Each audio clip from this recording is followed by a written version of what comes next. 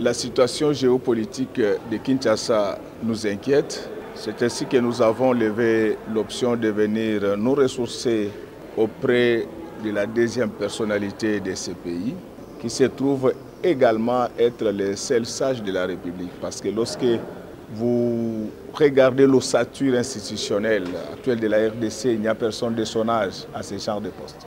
Nous l'avons étudié à l'école et aujourd'hui nous faisons la politique avec lui. Nous avons estimé qu'il a beaucoup de choses à nous dire et beaucoup de choses à faire en faveur des Kinoises et Kinois.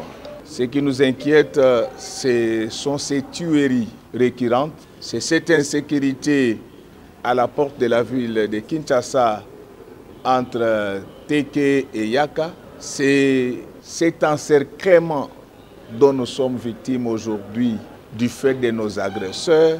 Pour ceux qui s'intéressent aux questions géopolitiques, aujourd'hui, notre agresseur principal est en train de s'installer dans tous les pays voisins. Mais nous avons constaté que cette question est traitée avec beaucoup d'incurie. C'est ce que nous étions venus au pied du président de l'Assemblée nationale pour qu'il réveille le gouvernement et que cette question soit traitée avec beaucoup de tact parce que Kinshasa, c'est le siège des institutions. C'est-à-dire que si les institutions fonctionnent, c'est tout simplement parce que Kinshasa est contrôlé par ses autorités. Donc on ne puisse pas confondre Kinshasa avec Rutshuru.